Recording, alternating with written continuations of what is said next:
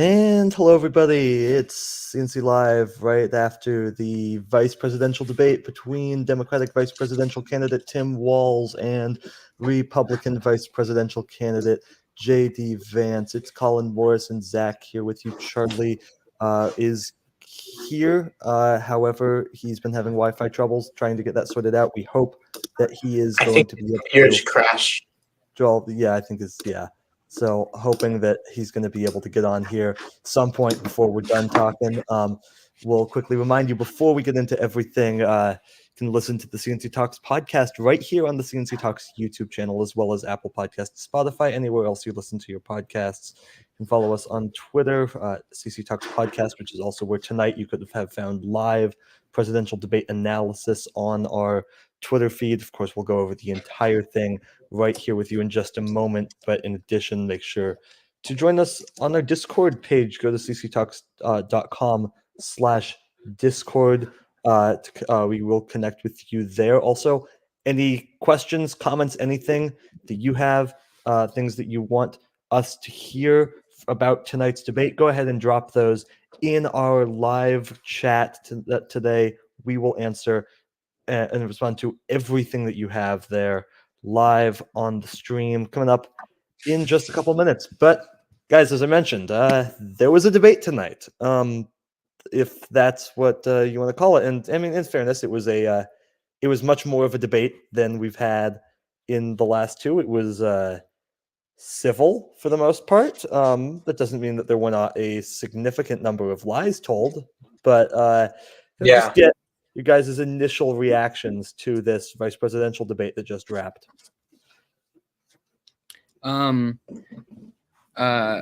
It's great to be here on the live stream. I thought that it started a little rocky for Walz. I honestly was a little worried at the beginning. He didn't sound as clear as J.D. Vance, and I was sort of worried. There were a lot of digs into Trump, which is completely fair, but I did think at the beginning it almost made him seem like that was all he had to say. But that changed very quickly as the debate went on. I think we really got to see how much of a powerhouse Walz is at debating. I won't get into any specifics yet because I know we'll save that for later. But overall, I thought it was definitely in Walz's favor, although I would say that J.D. Vance did I don't know if it's, I wouldn't call it a surprisingly good job, because I already know, and as you guys know as well, we know he's a great debater. And all that. And that was, and he definitely had great strategies going back to anecdotes from his family and other things that definitely made him sound like less of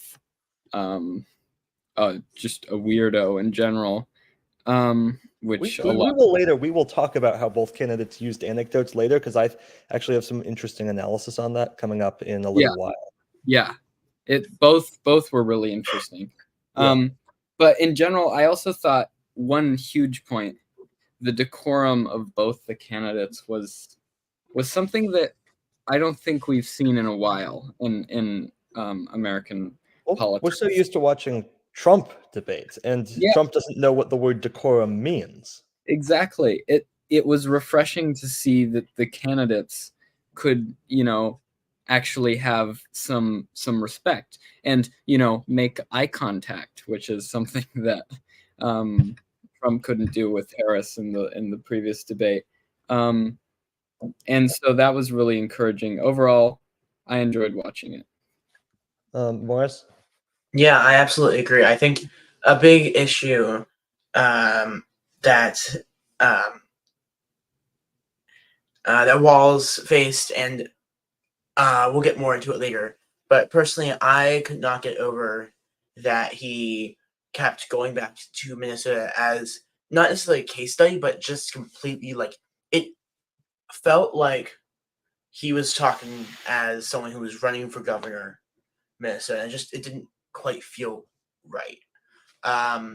J.D. Vance did a great job debating, although he also did not in the matter of getting mad when he was fact checked, which, to be fair, they said that they weren't going to be fact checking. Also, not a great look to be getting mad at getting fact checked. Yeah, that's something we'll absolutely Yeah. touch on in a few minutes. I think when talking about who won the debate, first of all, I think I think debates in general have limited extent to how much they matter, except for, the one that really, really, really mattered back in June. Yeah. No presidential debate has ever mattered more than that Biden debate back in June. But vice presidential debates specifically generally don't matter. Yeah. And I think this one will equally not matter because I don't think that there was a clear winner of this debate. No. And No. heading into it, I think the expectations were things some people on the left were a bit overly confident, some things that we knew heading in. Tim Walz, according to a lot of reporting, was quite nervous about this debate. Tim Walz apparently told Kamala Harris when she was vetting her potential running mates that a weakness of his was debating. And JD Vance, despite his general social awkwardness around just when he gives speeches, when he does retail politics, he seems like the kind of guy that would be a good debater, right? And so for me, the expectations were like, look, I don't think it's going to be Biden bad for Walz. Like, I'm not even sure it's going to be bad, but I don't think you should expect a big win for Walz. Certainly nothing like what Harris did to Trump back in September. So in that way, I think it kind of equaled out to the expectations that I had. I think that I don't think Republicans think Vance did very well because they're already starting to blame the moderators, which is how you know they don't think it went very well. It was a weird debate. But it felt like both candidates were trying to cram as many words into an answer as they possibly could. Absolutely. It was super fast paced. It was sometimes hard to keep up with. It was, in a way, for the average person, it was probably kind of boring because it was so heavy on policy. But that's great in my opinion. Which is good. Yeah. It is good.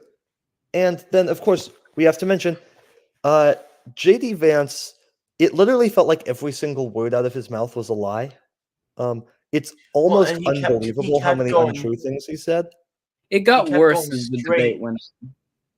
He kept going straight back to immigration, which, as we know, in this case, it can only either lead for the Republican Party at this point to either reiterating pre-existing lies or creating new ones. And so when you're tying everything back to immigration, of course there's gonna be more lying. He should have addressed it, used it as a talking point, and moved on. Yeah. So look, the thing is, JD Vance at the fundamental level thinks that immigrants are the root cause of all of our problems as a country. Does he think that, or is he saying that? It's a good question. I don't think he thinks that. I mean, I don't really think, and I think Walz did a great job of pointing out this hypocrisy at multiple different times during the debate. JD Vance's personal politics, from all the evidence we know from him not being part of the Trump campaign, are not actually that, are really not that far right. No, that is wrong. On some issues. He is anti-Trump, but he is at the end of the day, he is and kind of has always been a far right populist. Sure, but I would say, I guess I'm comparing it to the current Republican Party, where everybody is So look, I extremely. think that what JD Vance gave the country today, JD Vance tried very hard and succeeded in a lot of ways to sound a lot more moderate today than he is. It's honestly Yeah. kind of unbelievable just how moderate JD Vance tried to appear today. Like he really tried. He- And And Walz I think that also sometimes came comes up. across in the I'll fact say that there was a mutual handshake in the beginning and the end. yes. Oh god, the beginning one was weird because of the camera didn't cut to it Yeah. immediately. Yeah, no, Um, that was weird. So it just showed it was they like no one knew that something was happening. It was just everyone just saw the moderators just pausing and sitting there with like Mhm. big smiles on their face or whatever. So it's a little weird at the beginning, but Walz, I take some issue with whoever prepped Tim Walz for this debate. It wasn't that they did a bad job, right? I thought Walz was good, Right. right? He hit all the talking points. But I think he's just better when he's acting more like himself, like the version of himself that we see when he's out talking with voters, when he's giving speeches. I think even when he does like interviews on TV, I think he's just better. I think that version of him is better than the version of him with the talking points tonight. It felt like he was just over prepared. I completely agree with that. Although I th- I especially agree with that at the beginning. I think later he sort of, you could tell that he kind of got into a groove, and his policy responses, in my opinion, were just legendary. I mean, Good. I loved listening. Yeah, Well, there was some good ones. There was also some ones where it was like, for me at least, it was like I'm trying to live tweet the debate, right? And yeah, they were moving so fast that I hear one Yeah. thing, I type out another thing, and I type something out about it, and I've just missed now like a whole ton of discussion, and I'm completely lost now. Absolutely. So Yeah. I mean, it was. to properly I think it was report on difficult this. for the average person to follow along during the debate. And that's not really on one candidate or the other. I think that that's just kind of how it went. And I do think, by the way, it was honestly refreshing to see how civil the debate was for the most part. Yeah, absolutely. There was a moment. We'll get to that moment later. Yeah. But It was so overall, fast paced. I feel like it's really hard to report on. It was really hard to report on for you, Colin. Unless you have like 4 people taking notes and live tweeting and whatnot, you could not follow or capture everything that was said in that debate. yeah. Yeah. Exactly. Morris, I do want to mention what you said about how he talked about Minnesota a lot.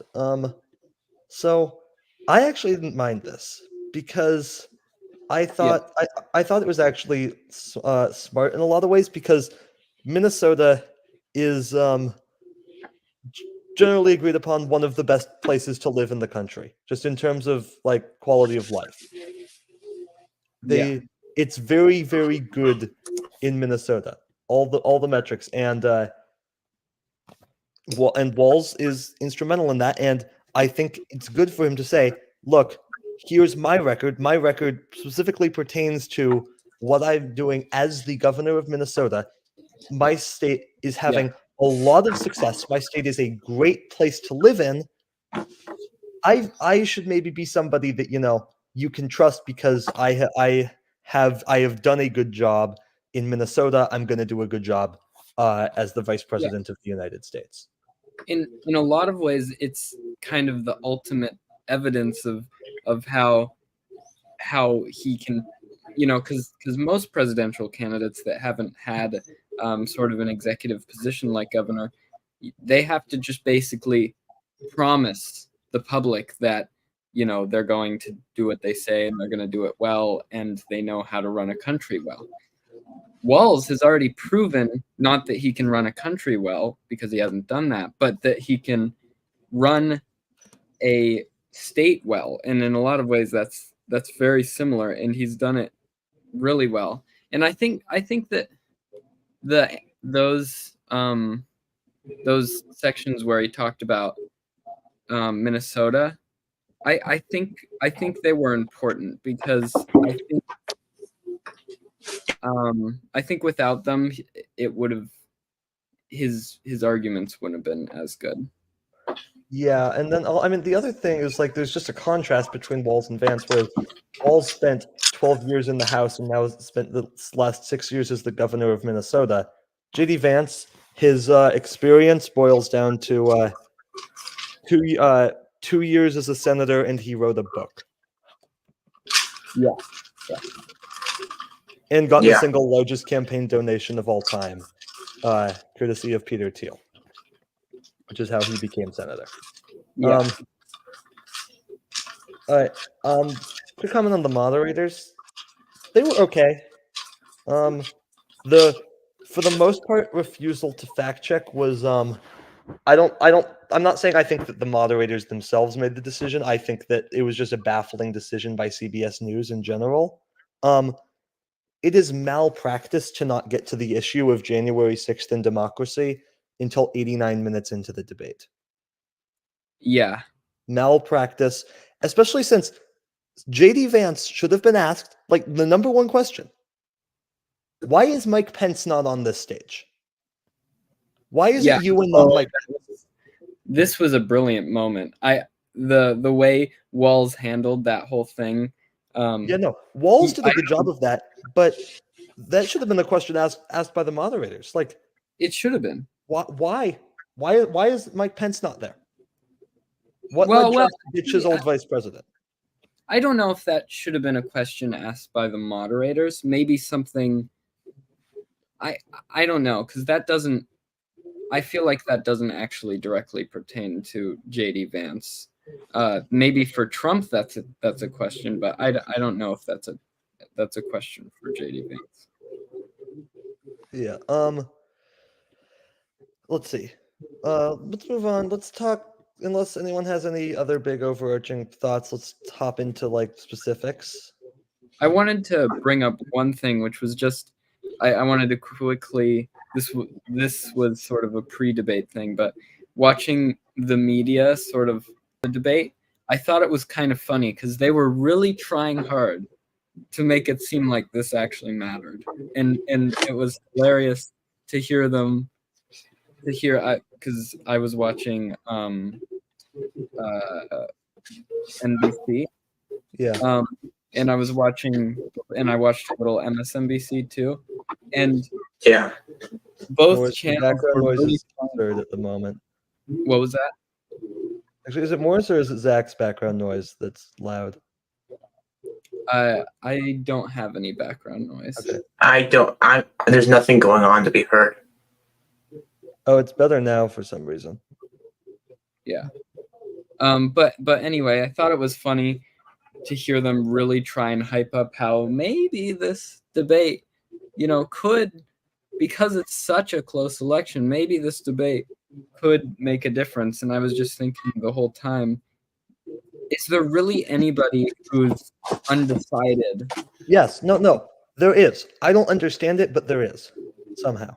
Undecided who's watching, like, and actually cares about watching the. That's a better question. Like that is a better question. That was the full thing. Was like, this is not only not a presidential debate, which already people don't seem to care that much about, which is already sad. This is a vice presidential debate with two people who aren't extremely well known. Like an undecided voter, most of them just don't know very much about what's going on in politics right now, from what I've seen and heard. Like, why would they even care to watch this? Like, yeah, I don't feel like this would really affect that vote. Yeah. One other comment before we get into more specifics. One more just kind of general comment about the debate. JD Vance was very smooth, like very smooth.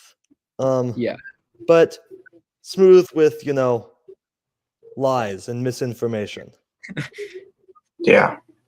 I'm sorry, those are just the facts. So, debate started out the question about the Middle East, about specifically regarding Israel and Iran after the stuff that's happened today.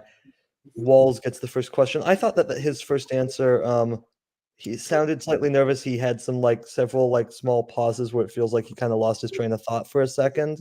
In that first answer, he moved on pretty quickly from his answer about Israel Iran, went to talking about why Trump is unqualified, talked about how all the people in Trump's orbit, like Mike Pence, like John Kelly,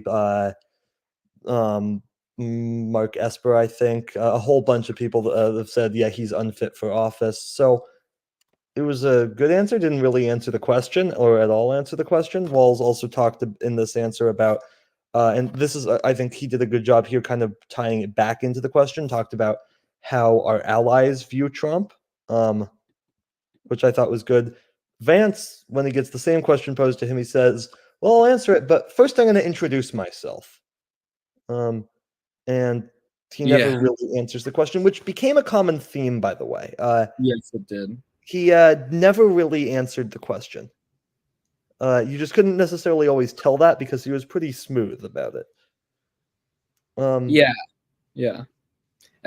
Yeah, absolutely. I thought it was, at some points it was so obvious, like it was kind of hilarious. Like I'm trying to remember, there was one point in the debate where Walz brought up a point and Vance just, or no, it was the moderators who asked a question, and Vance just goes on to talk about immigration and the border crisis. Oh yeah, and completely and completely unprompted also. Yeah. Yes, exactly. Yeah. It was. Vance said in this answer about Israel and Iran, he said that we should pretty much defer to Israel in regards to whether there's a strike, whether they strike Iran. That seems like a bad idea to me. Yeah, that seems like a very bad idea. Yeah. Good. Walz had a good response to Vance. He talked about how the number of times that Trump failed to stand up to Iran. Talked about how Iran shot missiles and ended up giving a bunch of American soldiers, I believe, was it brain cancer? I believe. Trump said that they had just had headaches. No, yeah. And the fact of the matter is, nobody is more disloyal to the American military than Donald Trump. And that's why he's utterly unfit to be the commander-in-chief of it. Yeah, absolutely. And Vance never really had a good response to those sort of things. Like Walz would mention things like that, and Vance, his only real response, not even real, was just talking about how other things that Kamala Harris did. He didn't even try and argue that some of these things didn't happen by Trump. He just sort of said, well, Harris did this, Harris did that, the Democrats did this, and immigration as well. There was a talking point, by the way, throughout the debate that bothered me. That was the J.D. Vance kept saying, like, well, Harris says that she has these plans, but she didn't implement them in the 3.5 years she's been in office already, or like there's like some executive orders regarding the border or something that would like, and that like she signed. No, she didn't, because Kamala Harris is not the president of the United States. Yeah, absolutely. We can debate the merits of these executive orders, but the fact of the matter is, Kamala Harris didn't sign them. Kamala Harris hasn't had the power to sign bills either. Hasn't had the power to institute her own policy. I'm not saying that she differs significantly from Joe Biden on policy, but there are many areas where she does differ, many ways that I think her policy is better. So few ways that I think Biden's policy is better than Harris's, but But in general, like there are differences, and at the end of the day, a Harris administration and the Biden administration would not be the same thing. It will not just be a continuation of the Biden administration. Yeah. Well, and as we've, I think, discussed before a little bit on some of these live streams, is Biden's focus was mitigate the damage and Yeah. try and repair as much as possible that got destroyed when in the Trump presidency, and just overall try and stabilize and just keep the status quo, not make sure nothing else just falls apart. Yeah. Harris is, and he's done a great job at that. Of course, there are a lot of systemic issues that we're going to be struggling with for a very long time. Supreme Court, one of them, maybe the biggest one. But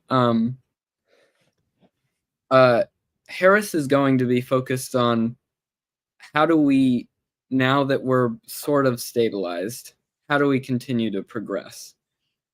And that's very different. Like her policies are much more focused on actually making life better for just the average American, whereas Biden's policies were focused around making sure life doesn't get worse for the average American. Yeah.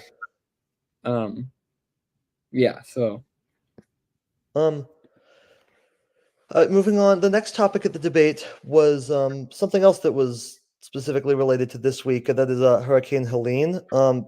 This was, I thought, a huge moment because this is probably the quickest that climate change has ever been mentioned in a political debate. Yeah. And they did talk about it, and I think the important thing to note off the top is Trump believes climate change is a hoax. Tim Walz pointed that out.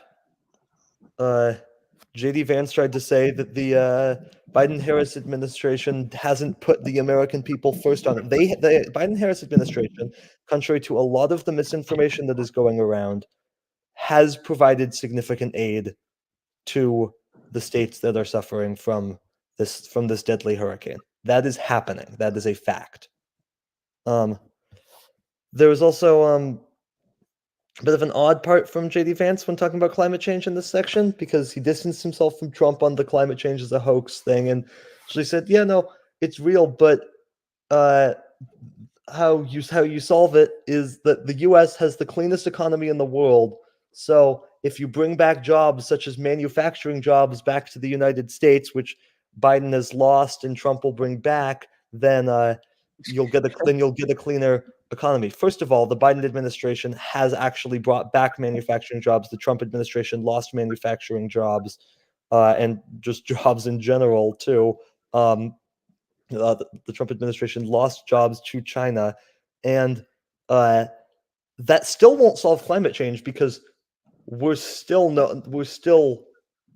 have significant carbon emissions in the United States. Yeah. And the U.S. doing something, is that going to solve everything? No, it's not. But but there are other countries, but it will be a big step forward. And sure, it would also be advantageous then to bring a lot of those manufacturing jobs back to the U.S., but that's for more reasons than one, because the other reason is the U.S. economy. You can tackle both the economy and climate change at the same time. Those are it's not an either or, they're actually linked to each other. You can Oh my God, big shocker. Yeah. You can actually progress on both at the same time. In fact, I think Walz actually did a good job of making this point.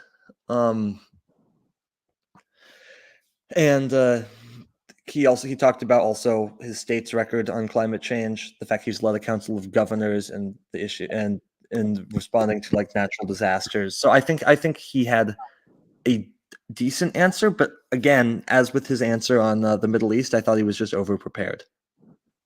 Yeah. I mean, I don't know. I mean, I think it's interesting because it's hard for me to determine that, I think, because and maybe for all of us as well, because we're all interested in politics and maybe do know more than the average person. It's difficult because I personally I like the policy, the like Yes. really nitty-gritty policy stuff. It's hard for me to gauge how much is the right amount because Yeah, that's fair. And I think that's like I would say this debate in some ways was kind of the perfect debate in a lot of ways. There were some issues, but overall it was I mean, the focused issue of like one candidate literally spending the entire time gaslighting the audience, but yeah, and also like the order of the issues was maybe suspect. not ideal. Yeah, Morris, you want to comment on some of this stuff? Yeah. I mean, I feel like it's a hard balance between policy and connecting people, because obviously you connect with some people through policy and you definitely don't with others, and stories are great, but at the end of the day you gotta back up your claims and you gotta give some amount of credit, and I think Walz has done that, and J.D. Vance simply does not have the years under his belt to do that. Yeah, so this next part of the debate was where I had the biggest or the first big issue with the moderators is Walz pointed out that Trump had called climate change a hoax, and the moderators essentially asked J.D. Vance. And by the way, I think the moderators liked to talk too much. They talked Yeah. a lot. But they said to ask they asked J.D. Vance. Tim Walz has said that your running mate Donald Trump called climate change a hoax. Do you agree with that? You can't agree with or Yes. disagree with whether he said something. It is Yeah. a No. fact No, that he said it. that's not what they were asking. I think Well, it was. What they were asking is if J.D. Vance agrees that it's a hoax. If that's the case, then that's not how Vance answered the question. And it's also badly phrased because if you leave room for loopholes Yeah. like that, of course they're going to take advantage of those loopholes. I mean, J.D. Vance doesn't want to answer that question. He's trying to seem moderate. Yep. And so Yeah. climate change has to be a big deal to him. Also, Morris, I think you're impersonating Charlie right now. Oh yeah, he is. Accidentally. I am? with your profile like avatar. Oh my god, I am. That's funny. I thought you were Oh. saying I'm impersonating Charlie as in like my opinion. But no, No. that's so much funnier. Oh no. In regards to climate change, Walz also hit Trump because Trump invited oil executives to Mar-a-Lago, essentially promised them that they could do just about whatever they want in exchange for some big donations. So it's a pretty good line. Immigration was the third topic, and No, immigration's always hang on. Immigration was the topic of the entire debate. Well, sure. But For Vance- immigration's always a weird one at the debate because, especially on the right, there are some very, very passionate feelings that you cannot talk them out of because they are completely based in xenophobia. and fear in general. Just Yes. fear of some amorphous thing that they can't name, but they're afraid of it. Yes. I think that's a great way of putting it. I could put a name to it. They're afraid of losing power, and the best way to keep in power is fear mongering. Well, I'm not talking just about like, the politicians. I'm talking about the average Republican voter is absolutely terrified of this invasion from the southern border. yeah. And Yeah. that I think is just xenophobia. And I mean, J.D. Vance really spewed all the racist stuff today, calling them illegal aliens. They're stealing our jobs. They're stealing our homes. They're eating the he called for cats. mass deportations and building the wall. He almost went as far as to say they're eating our dogs, but he didn't quite That would be go there. ridiculous. He came close today to going there. He came real close. Yeah, he did. Walz's response I found interesting. I didn't really love it because he pretty much repeated word for word Kamala Harris's answer, which is what said to me also he's overprepared. Like that's when I got confirmed to me because he literally said like, look, Kamala Harris is the only candidate in the race that it was attorney general of a border state and spent their time prosecuting transnational criminals. Like just about word for word what Harris often answers on the issue of the border. And Yeah, I don't love that. I agree. I also think that he could have disputed a little bit more what JD Vance was saying, right? Like the Republicans are very good at cherry picking the facts around this. Like very good at it. And Yes. it's something that it just at this point if you don't have a good response that's like directly addresses each fact that the Republicans are mentioning, a lot of it is around like how many people were coming through the border. Yeah. If you don't have a response that directly addresses that, it just to every Republican it makes you seem like you just are skirting the issue, like skirting around the issue. Yeah. Yeah. I thought Walz I thought the way he attacked Vance and Trump and other Republicans on the Langford bill, the one that they shot down in the Senate, I thought that was pretty effective. I thought he did it in a more effective way than sometimes it's done. Yeah. So I thought that was good. Border crossings right now actually lower than they were when Trump left office. That's good. Yeah. At this moment, not Yes, correct. what they like to do is they like to take the full number of border crossings from when Biden, or sorry, not Biden, Biden Yeah, started, yes, fine. and to now versus when Trump started to now. But what they don't realize is that it's actually gone down quite a bit since Biden started. Yes. For a month. Let's see. Walz did have some good stuff to say on immigration. He talked about the way that Trump advanced to dehumanize people. He also mentioned, I thought this was very good. He mentioned that JD Vance once said that Trump's immigration plan was so unworkable that it was laughable. That's Now, funny. Vance hits back with, well, Kamala Harris was the border czar, which leads me to again, because apparently I have to do this every single time we talk about politics these days, point out that Kamala Harris was not the border czar. Kamala Harris's role, as she was given by Biden as vice president, was to address the root causes of migration in Latin American countries, not to police the border. That was not her job. Real quick, something that I meant to mention off the top of the show.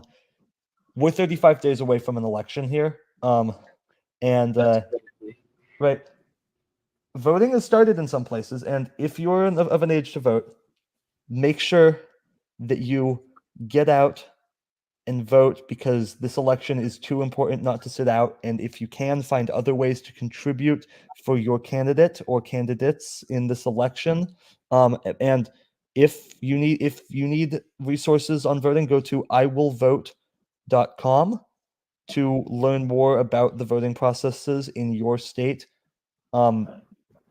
This election is, again, it is too important for anybody to sit out. So hope that if you're listening and you are able to vote, that you take advantage of that right that you have. Where else? Walz also said on border that Vance and Republicans don't want to solve it, so they demonize it. This is very true. Walz, sorry, Vance. I think in my tweets today I got them mixed up a few times. I think I just mixed them up, which is unfortunate. Vance decided to go back and talk about Springfield, Ohio, which is and bold. he brought up that the schools are overwhelmed, the hospitals are overwhelmed, because he said of all the Haitian migrants that are there. Let me tell you, JD Vance, right now, and this is something that I am passionate about and that I am angry about. The hospitals in Springfield, Ohio, the schools in Springfield, Ohio. You want to know why they're overwhelmed? Let me tell you, it's not because of Haitian migrants, who, by the way, Funding. are there legally. It is because they had to be evacuated Yes. because you, their senator, the person that represents them in the United States Senate, told lies about their city that caused bomb threats. Yeah. That is why the threat to people there was directly caused by you. No one else, not the Haitian migrants, you. And you have admitted that all of these things that you have said are lies. Yes. And on top of that, you said that it was okay. You said that it was okay to lie, just straight up lie about these things. Yeah. Because to supposedly draw attention to the issue or whatever, like draw attention to whatever issue you think or whatever. It's Yeah. but And- you said it was okay to lie to the Yeah. American people. Now, this is where, though, on the issue of Springfield, the moderators we thought they weren't going to do a fact checks. This is really the only one they did. They did a fact check on Springfield. They said that a lot of the immigrants were legally there. And then JD Vance, even though his time's up, he starts interrupting. He talks about he says that essentially that he thought he wouldn't be fact checked. Yeah. Which is Essentially, never that a he good had look. a right to go on stage and tell lies, and that was his plan because he's very, very, very good at talking. If he can just lie his way through it, he's a very good debater. If it comes to that, when pressed with facts, he is not good at it. And Yeah. so he starts talking out of turn. He's like, "Well, I thought we weren't supposed to be fact checked." And the moderators, he starts talking about something. The moderators essentially say, "Thank you for explaining the legal process." And then they mute his mic. Yeah. It was really funny. And by the way, then Vance, I mean, can I just say this section about it? This did not help JD Vance with women, I don't think. Not just talking over women, but mansplaining to the female moderators on this. It pretty much confirms what everybody already knows about the value that he puts on women. We know all the things that he's said about like how women should be forced to give birth, about the value he gives to postmenopausal women. I mean, all stuff that's really, frankly, quite creepy. Yeah. Today did not help him with that, I don't think. On the issue of immigration, Tim Walz quoted the Bible to make his point versus JD Vance. Kind of funny That's considering. That's pretty cool, to be honest, for a Democrat to do that to a Republican, guys. Yeah. Not because it's the Bible, but because the Republicans use the Bible as, the justification for everything. It's what God said. It's what the Bible says. It's in the Bible, Yeah. Well, here's a Democratic politician using the Bible. Yeah, newsflash, you're not the only one that can use the Bible. Exactly. It's Mhm. not just Republicans that are Christians. It's just the Republicans that are the selectively Christian. Mhm. Yeah. Moved on to talking about how to pay for their economic plans. Walz did a good job Yes, talking about Harris's proposals. He did such a good job that Vance said that he said, like, I'll admit, those plans sound pretty good. Yeah. It was this section made me laugh because Vance didn't really have any real direct critiques, like real direct critiques that he could make. Although I will say it is kind of impressive how he managed to try and actually add some elements of real policy, or at least make it sound like there was real policy around the gibberish that Trump was saying at rallies and other things. he did a good job at making it seem like there was actually substance there. Yeah. Another quick comment I had, but just in general, I thought Tim Walz was a bit too nice to JD Vance today.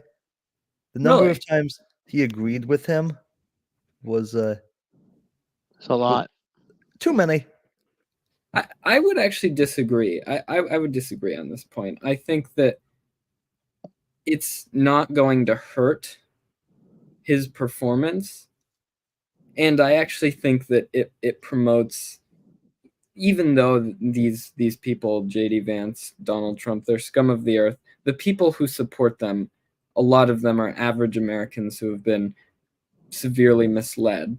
I think that when we see our leaders show like that they can at least get along with each other at some points, agree with each other on some things, and the things he was agreeing with Vance on weren't bad things. Like JD Vance said some things that were surprisingly left in this debate. Yes. Yeah. But I think that when we see leaders do that, it sets a tone for the rest of the country, and I think it's a good thing to see politicians from the Republican and Democratic parties doing that, because I think it helps the culture of the country. Yeah. I Absolutely. just thought, like, I'm not saying that he should have been an asshole about it.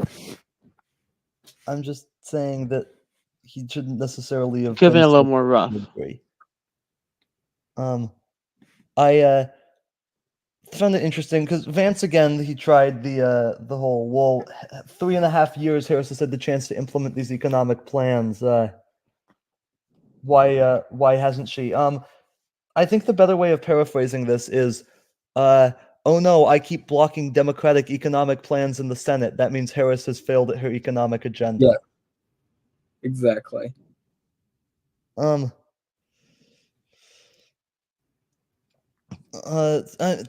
Trump's plan too would increase the deficit by $5.8 trillion, guys. Mm-hmm. It's not the better economic plan. And let's remember, the tariffs, he fundamentally doesn't understand how tariffs work. Yes. Or just the basic concept of what a tariff is. They got to the part about, was it on healthcare? I actually don't remember the subject. But it was, well, I actually don't. I think it had to do with lowering healthcare costs. You don't know what I'm going to say yet. This is the part. It got kind of ugly because JD Vance very much gave an anti-vax dog whistle of essentially saying that we're going to listen to Trump instead of the experts. Tim Walz had a fun response. Huh. He said he gave what he described as Walz's pro tip of the day.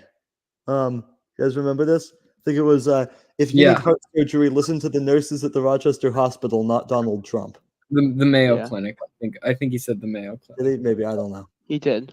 But yeah, it was that was so good.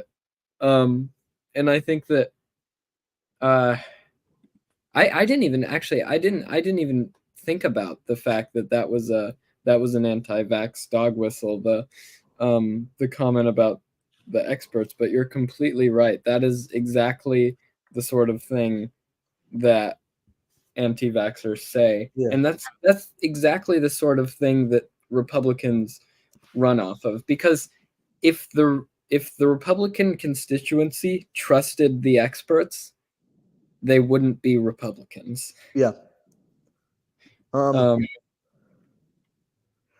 Vance made some comment, don't remember exactly what it was right now, as I read through my notes, about his kids, and it's something to do with about how much he cared for them. Look, he cannot claim to care about his kids while attacking Harris for being mixed race. I'm sorry. Can't do it. Your own kids are mixed race. I'm sorry, you just can't. Mm-hmm. Walz, though, meanwhile, he did a good job. Or he did an interesting point. He really kind of flipped the script a little bit. He because he talked about that everything that Vance was proposing, how it was made way more moderate tonight. It's all none of it is stuff that Trump has done in his term in office or that he supports.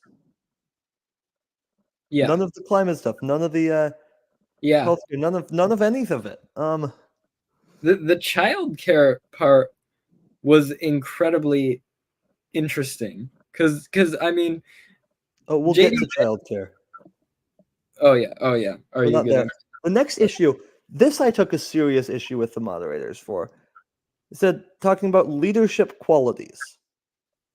And the first question was about why Tim Walz misrepresented the fact that he claimed that he was at Tiananmen Square when like those riots took place, when in reality he came like a couple months later. So Okay. you're talking about So- leadership qualities. That's the only question you asked a candidate about misrepresenting stuff. No questions about the whole I'm going to create false stories. No questions about that.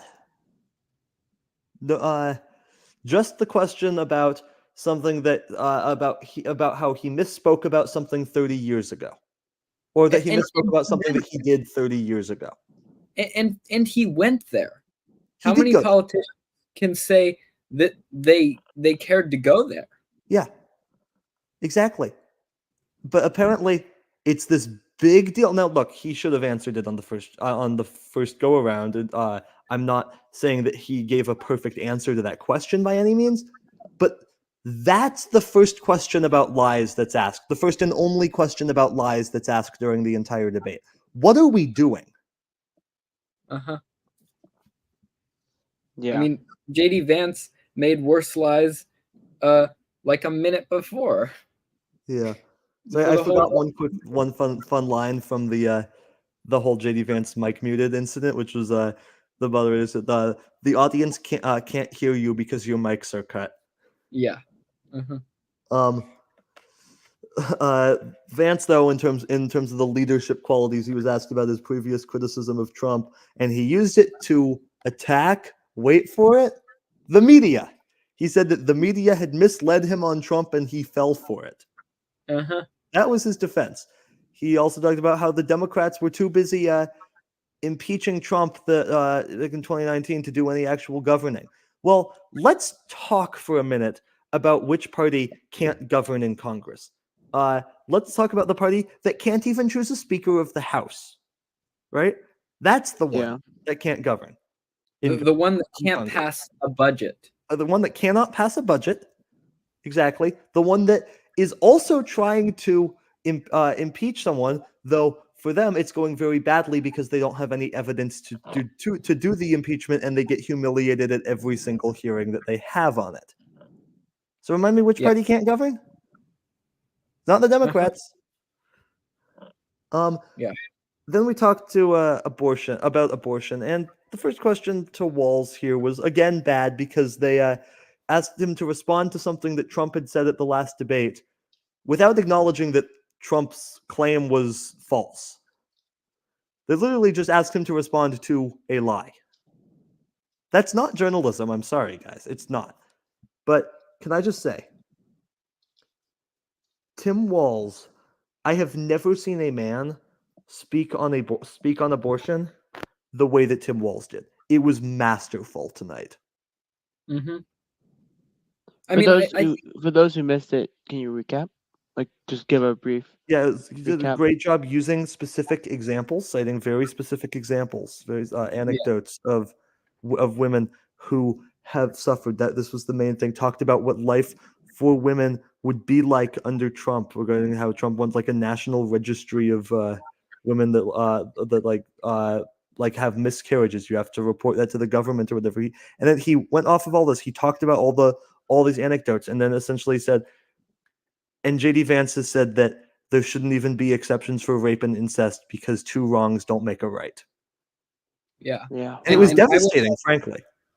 Yeah. And I would add that one of the best points he made was do you remember when JD Vance was talking about how the Democrats were pro-abortion, and Walz rebutted that by saying, no, we're not pro-abortion. Yes. pro. I We're pro woman, I think he said. I think we're pro women and Yeah. we're pro freedom. and That's what he said. Yeah. Yeah. Yeah. we're And then he pro- talked about how maternal morality, not morality, mortality, very different. About how in Texas, odds of women surviving of pregnancies has going down. Talks about how Minnesota is a leader in this area, and then I mean, it was an incredible answer, incredible answer on abortion. Talked about the example of Amber Thurman. It's about how I believe she lived in Georgia, had to drive up to North Carolina, ended up to get an abortion, ended up not surviving. He said there's a very real chance that if Amber Thurman lived in Minnesota, she'd be alive today. That Yeah. I thought was just an unbelievably powerful comment. Absolutely. I mean, And it just commanded the room in that exact yes, moment. and then JD Vance's response was he doesn't support a national abortion ban. There's footage of him saying that he does. Yeah. And saying that he's also heartbroken about the death of Amber Thurman. Well, guess what, JD Vance? You and the people that you associate yourself with, the party that you associate yourself with, the side that you're on, you killed Amber Thurman. Mm-hmm. Her blood is on your hands. And you know what I would equate this to? I would equate this to the whole thoughts and prayers thing. This is what the Republican Party does when they can't come up with a response for people dying because of policies they've made. It was children dying. It was children dying from guns. Yep. They couldn't bring themselves to dispute that, so they just said, "Oh, we feel bad about it. We're sending our thoughts and prayers, and we're doing absolutely nothing about it." It's the same with abortion. No responsibility. Like they just completely they're taking absolutely no responsibility. Yeah. Now, guns was actually the next topic. I'll get to that unless either you have any more comments on the abortion topic. No, go. I have some thoughts on this. On abortion or on guns? Morris? On abortion or on guns? You there, Morris? Okay. We've lost him. Maybe. Oops. All right, on guns, moderators in their question to Vance pointed out that he opposes literally all gun control laws, and he said that he once again invoked his kids, and he invoked how they were how like he also sometimes has like a little bit of fear sending them to school because he knows that like there's this thing that happens sometimes. And look, here's the deal. JD Vance is helping to create that world where kids are getting shot at school. It's not just an unfortunate thing that has to be part of our reality. It's something that we could solve, and people like JD Vance have willingly chosen not to solve. There's not only to solve, to ignore the problem. Yes, to ignore. But he instead says that we have to increase security at schools and that we have to improve our locks on doors and the quality of our windows. It's not a door problem and it's not a window problem. It's a gun problem. I'm sorry. Guess what? In Europe, they don't have significantly better door locks than we do. Some places they have significantly worse locks or no locks because it doesn't quite matter. Yeah. That's not the issue. And by the way, this is here because we were talking about Vance's kids. This is here where I do kind of want to talk about how the candidates used anecdotes. Quickly though, I wanted to say the quote Walz had about after JD Vance's whole thing about guns, he said something along the lines of the Republican Party and JD Vance uses these scapegoats and maybe sometimes it's just the guns. Yeah. Oh yes, exactly. It sometimes it's just the guns. It's just the guns. Now, Walz had a good answer here too. He talked about how the experience at school, and like he should knows this too because he taught at the school. You shouldn't have to walk into school and it's a fortress, or Yeah, it looks like a prison. That's not what it Yeah. should look like. And he talked about his experience as a gun owner too. He was a member of the NRA. So the Mhm. NRA used to preach gun safety. Now they don't. now they don't exist. Yeah. Well, I think they still do, sort of. They're in They trouble do. though. They like sort. also- Like, yeah, Yeah. it's a pseudo existence. Yeah. Also mentioned, because do you remember the moment during Walz's acceptance speech at the Democratic National Convention where his the footage of his son? Yeah, I do. That was powerful. Yeah. So Yeah. he said today that his son, that same person, had I think he one time when he was like at the park or something playing volleyball or something, Witnessed. he had witnessed a shooting. Yeah. Like, I mean, that's some pretty powerful perspective to come into it with too. Yeah. It's just devastating. Yeah, I mean, look, I think overall in the debate, Walz he hit the talking points well, and there were moments like that. There were good anecdotes, and I thought he used anecdotes well. I thought Vance generally didn't. I thought the way he used them was pretty bad, but I thought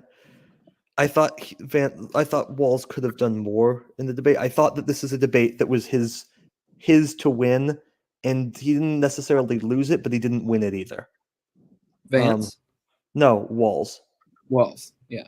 Just based on Vance gave him opportunities that he didn't take. So that was guns. I think that was everything on guns. Yeah. Then we got to housing. Walz had a good answer on housing. About why it's just the importance of it and why investing in it is actually good for the economy. So there's good stuff there. And Vance blames, guess what he blames, guys? Immigration. Immigrants. Yeah, he blames the immigrants because of Border. course he blames the immigrants. It's truly amazing how he's able to blame them for everything. And get away with it. Yeah. However, this was after the first commercial break, and what I really found after the first commercial break is everything out of Vance's mouth was word salad. Yeah. He fell apart.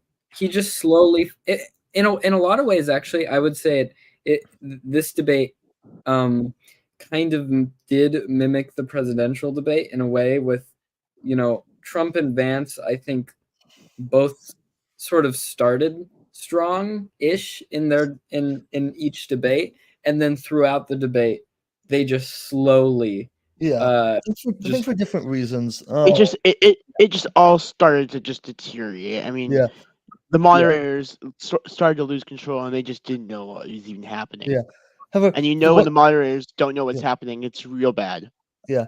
Walz had a good line about what Vance said on housing, which he a subtle dig at the moderators. I guess we agreed not to fact check. I'll fact check it, which I appreciated because what Vance was talking about was Trump's plan to this insane idea to essentially just appropriate a ton of federal land to build housing. It's not going to work. It's not going to work. Morris, do you have to drop off of here? Morris, are you there? Do you want to quickly say goodbye to viewers? Apparently Morris? not. Okay. I think we are losing Morris though. So this was somewhere where Vance Vance tried to sound moderate. It didn't work. Well, it worked, but it was, if you actually know anything about housing policy, it's a terrible idea. Yeah. And it was filled with lies too, because of course. And then we got to healthcare, and this is where the debate got insane. Oh, this was one of my favorite parts. This got insane because Vance said that Trump this is another time he invoked his family about how he has people with pre-existing conditions in his family and they'll protect them, and Trump protected pre-existing conditions. His family's healthcare improved under Trump. What did Trump do to get your family with pre-existing conditions healthcare? It sounds like it was the ACA that actually did that. But then what was amazing is that Vance said pretty much that Trump deserves the credit for it. Yes, we went from Donald Trump claiming that Obamacare is terrible to Vance claiming that Trump actually deserves the credit for Obamacare. Yeah. You almost can't make it up. It's so funny. I think this was one of the highlights of the debate too for Walz. How he explained the ACA and what it does was masterful. Phenomenal. It was so great. I think it's one of the best moments I've seen recently of a politician explaining policy. I think in an effective way. Again, I'm not really the person to judge this, but I think in a way that's understandable for the average American. Yeah. It was amazing. Yeah. By the way, I do want to go back to the topic of guns very quickly because Tim Walz did make an oopsies. What did he do? When he said that he was befriended school shooters. I think he meant. Oh, I didn't hear this. I think he meant like victims. Yeah, he accidentally said the shooters. Yeah, it was rough. Yeah, but no. I mean, this was another area. Walz talking about.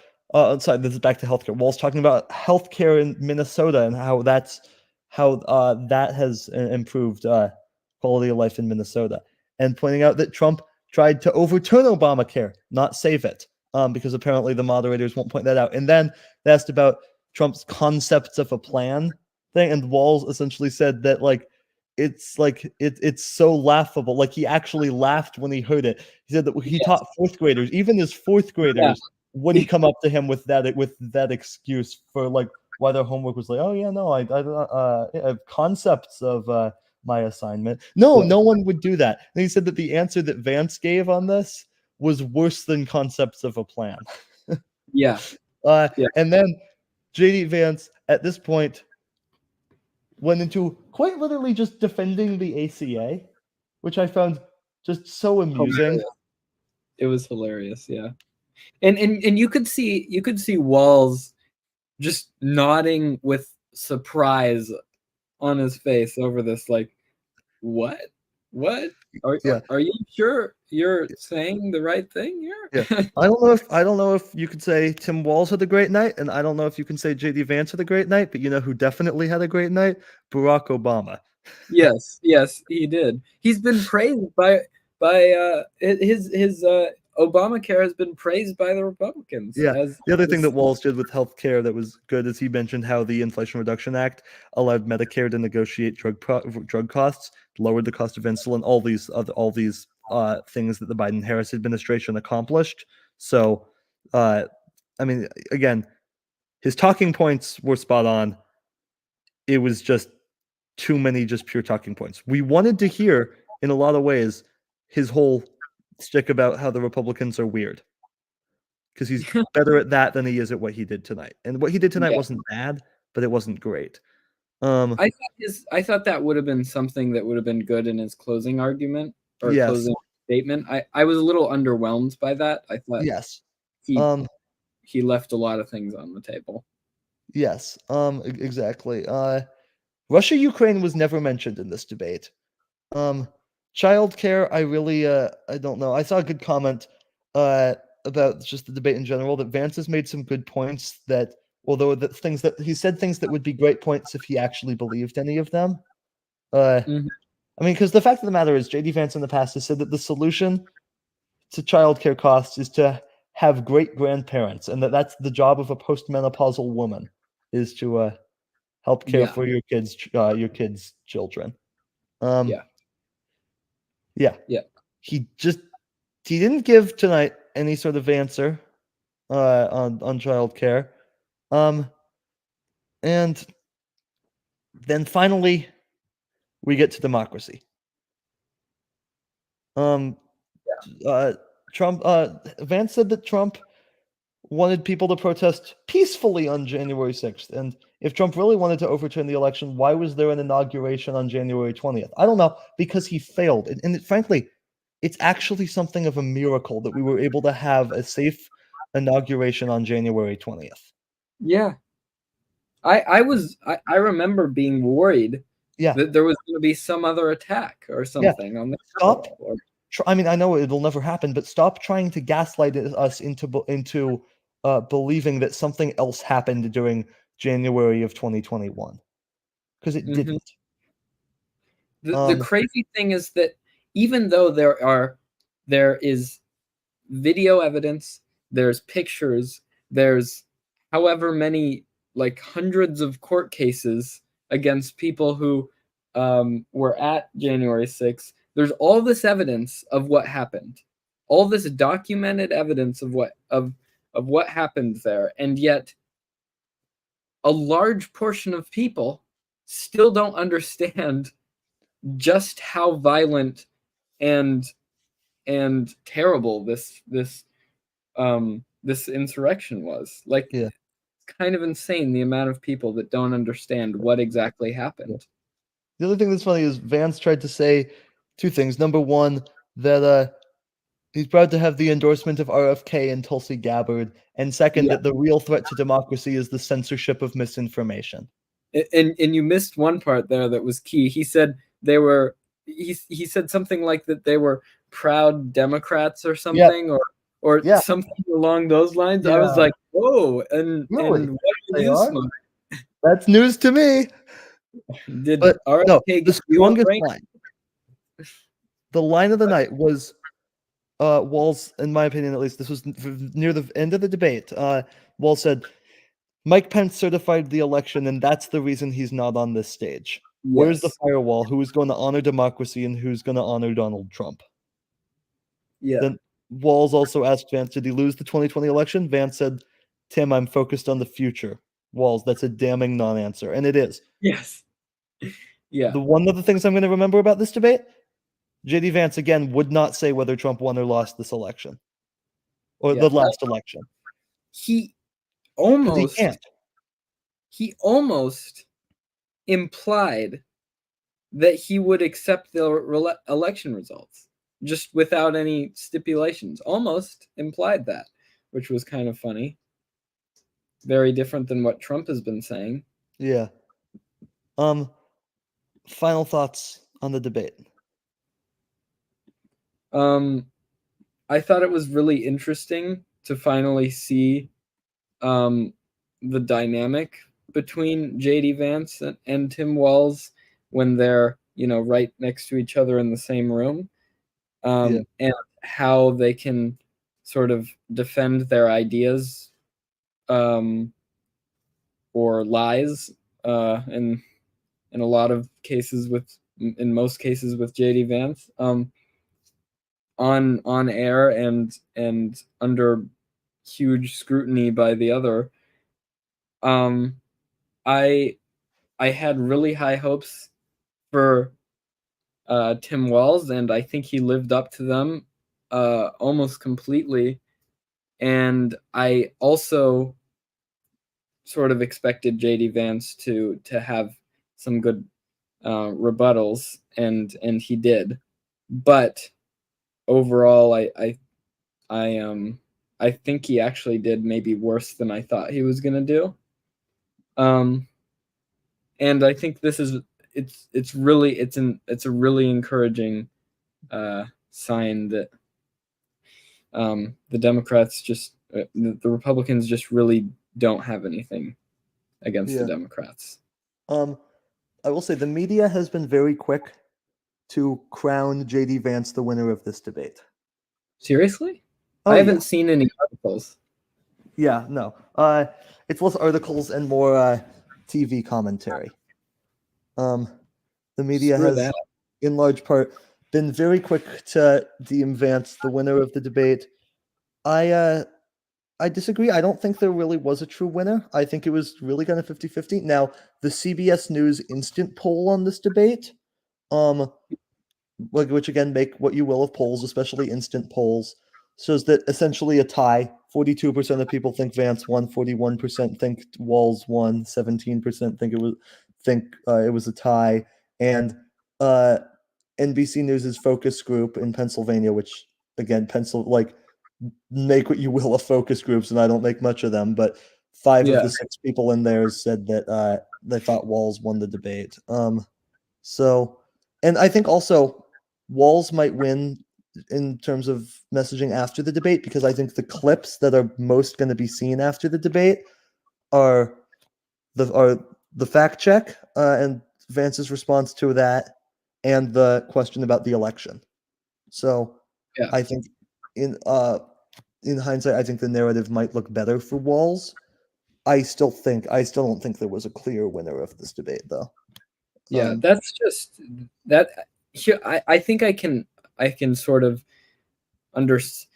not understand, but I can imagine why the media is crowning JD Vance the winner. It's the same sort of thing where the standards for Democrats are always higher than they are for Republicans.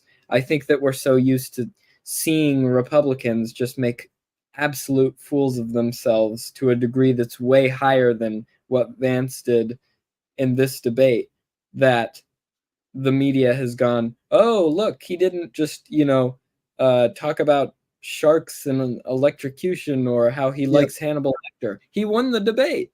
Yeah. CNN's instant poll also showed 50-50, pretty much. Vance at 51%, Walz at 49%, so a statistical tie. So Yeah. it's I mean, it was difficult. I don't make much of this debate. I think that this debate will be very quickly forgotten. Yeah. I think the only real thing that could have risen from this debate is if somebody truly failed badly, maybe that would have affected something, but I don't think so. Yeah. Another interesting comment, which was like, Walz maybe didn't feel as comfortable on stage as Vance. Yeah, I think that's clearly true, but he had the facts on his side. He had just in general, his talking points were good, but it felt like he could have given more. It felt like a different version of him would have done better, and we know that the different version of him exists. Yeah, actually, one of the first things I wrote down in my notes was, let me get the exact thing. I wrote down Walz was rougher, but the facts speak for themselves. Like, and this was at the beginning of the debate when I thought his actual speaking wasn't quite as good. Yeah, and it got better too. Yeah, it did. It got a lot better, but like he sounded rougher, but his facts were just, they hit harder because they were true. Yeah, most part.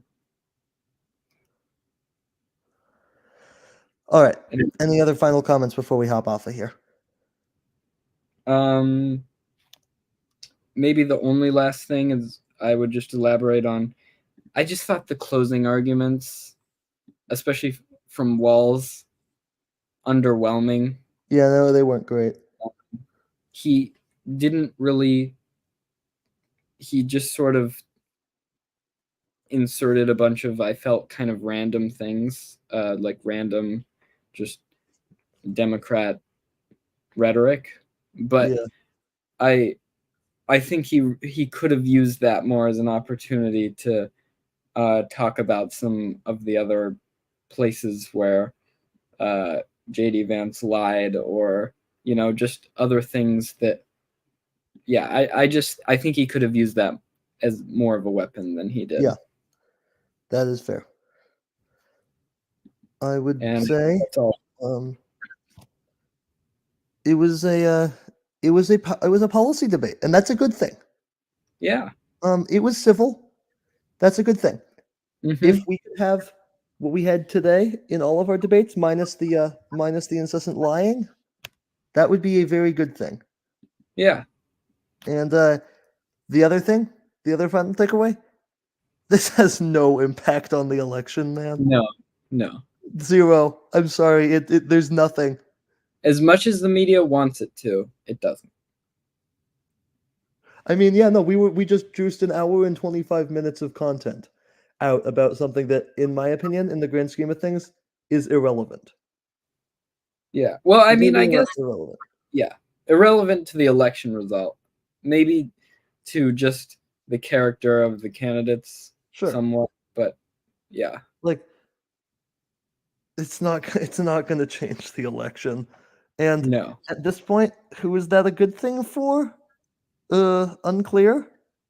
Probably Harris, because she maybe leads, sort of. Yeah.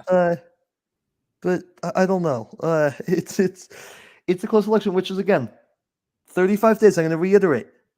Your vote matters. Make a plan to vote in this election. Go to iwillvote.com to learn how to learn about the best methods to vote in your state and to plan how you are going to cast your vote, because this election is too important not to sit out. But with that, that's it for of C&C Live. Thanks for joining us here again. Find a way to vote in this election. We're coming out with more content here about the election and other stuff in the next few weeks. All of it available on the C&C Talks YouTube channel, with most of it also available Apple Podcasts, Spotify, anywhere else you listen to your podcasts.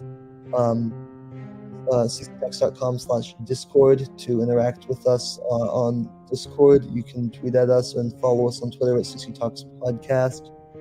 I think that's just about it. Big thanks for joining us for was finally probably our final debate live stream. No other debate planned at the moment. For Zack, Morris, and Charlie, Colin, thanks for listening. See you soon.